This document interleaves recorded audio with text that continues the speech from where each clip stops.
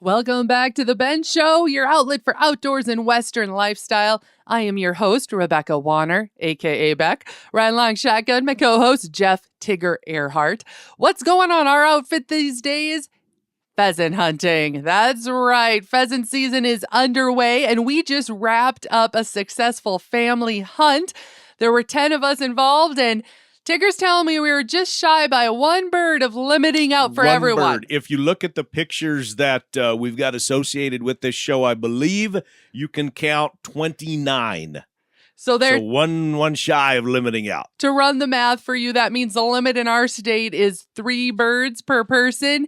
And just so you know, yes, we are up in the Dakotas where, of course, pheasant hunting, it is one of those hunts that we are known for. We are known for our upland game, and the birds were plentiful. We've been talking about a little bit off air how we really feel like there was a, second hatch this year? Yeah, that's what we've talked about that a few times because some of the birds were fantastic. I'm going to say number one, the best birds I've ever seen on our place were harvested this year.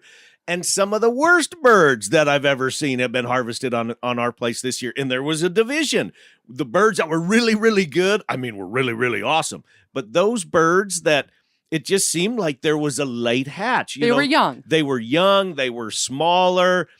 They still breasted out just as good as any of them, but tail feathers were a little bit on the smaller side. So it just seemed a little bit of an anomaly where either the birds were the best I've ever seen or they were kind of the smallest I've ever seen, which leads me to assume that maybe there was 2 hatches this year. Well, and if we recall back earlier this spring, Tigger and I, when we were doing our final fencing and running around pastures in end of May, mid-June, right in that time frame, we came across some unbelievable nests. I know one of them, I couldn't believe it. I counted 18 eggs in, which is almost unheard of. I can't imagine the size of that hen, all right, to have delivered that. But then we also found smaller nests that had about a half a dozen, which is very normal. So it is exciting. And then as well, when we were flushing birds, we had to really stay on top of it because there were a lot of hens, which is a good thing for next year, especially if we have an easy winter. Excuse me. You've never seen that many hens. I know. That many hens. Sorry, I was coughing there. Yeah, it was really, really fantastic to see that. One thing that we do with our outfit, because as Beck said, there's 10 of us, that was small compared to many hunts that we do at our place, because we need that many people to be able to traverse the terrain that we have, the coulees and the tree rows.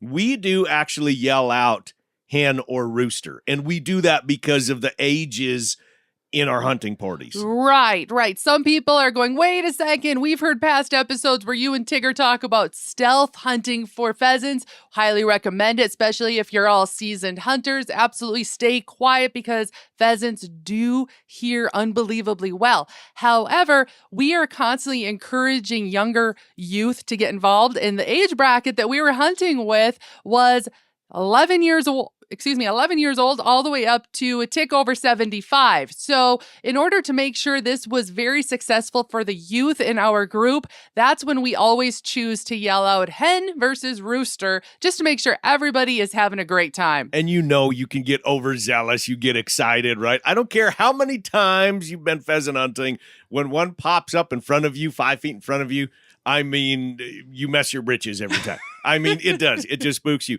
Now, the other thing that we wanted to bring up, and we have had a number of people reach out to us on various different platforms in regards to hunting somebody's land and questions of how do we go about getting permission. Correct, because we know we are conservationists, Tigger and I are, but we are also land owners on top of that.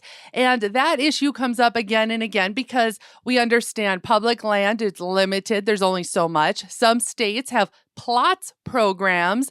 And again, and they get overhunted a lot of times. Exactly. And the word that comes to mind when I think about those that are looking to hunt on private land is it has to start first with a relationship. Oh, absolutely. One of the and that starts now, even though that it's hunting season now, and a landowner might say no for this year. Like, for example, we have a lot of family hunts that are going on yet this year.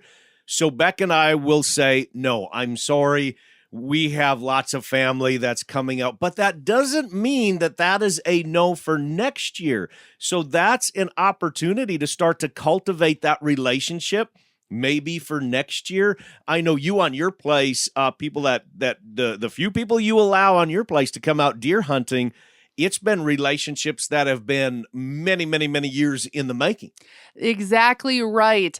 The relationships are so important. And when we say, if you're told no right at the door, that doesn't mean no forever. And besides, I still think you should ask because they might have a lead on somebody who would allow you to hunt private referral, land. Right, a referral. Right. But back to building that relationship, as Tigger said, yeah, we do have a number of individuals that we allow to come out and harvest some does. And the thing is they built this relationship on hard work and showing their understanding, appreciation for the land. When I say that, these individuals, they take time, whether it's vacation time or they take one of their own Saturdays instead of going to the lake. They're out at the ranch and they're actually helping. They're getting their hands dirty. They might be helping us move cattle, helping us fence. And it has nothing to do with hunting. Nothing to do with hunting. They're actually checking in with us throughout the year and saying, hey, how can I help you? Do you need help with something? That goes a long ways, it means doesn't a lot. it? Doesn't it? I mean, one, we just get some help with something, but number two, you develop trust in that individual. They start to learn the terrain a little bit better of where to hunt, where, what gates to go in and what gate, not to go in at this time of year, something like that. They learn to understand the appreciation that us landowners have for our own land. And as you said, yes, they learn the gates, the terrain. They learn those names of maybe special little cricks or bottoms that you have named after certain things. And it's, as you said, it's just cultivating that relationship is huge. It really is. And it can be done. It can be done. So please don't get discouraged out there. We're talking on behalf of both sides of the fence, literally, if you will. We are. On this deal because, like you said, we're landowners, we're land users, we're very, very avid hunters. We ask different people to hunt on their property. We ask neighbors, can we go pheasant hunt over here? Something like that. So yes, don't give up. Try to develop those relationships. Set a good example for the next generation that's coming. That was the last little bit I was going to say, is that no matter what, when you're at the door and you're asking that landowner, just remember there's always little eyes watching. They could be your own youth that are watching, or it could be that landowner's youth that are watching. So you want to make sure, regardless, it ends up as a positive conversation, regardless if it's the decision you want to hear or not at that moment. It doesn't mean the door is closed forever. And one more thing that I want to bring up before we got to take a break here in just a little bit, and that is we did not have a dog this year. I was a little nervous about that, of not having a hunting dog this year.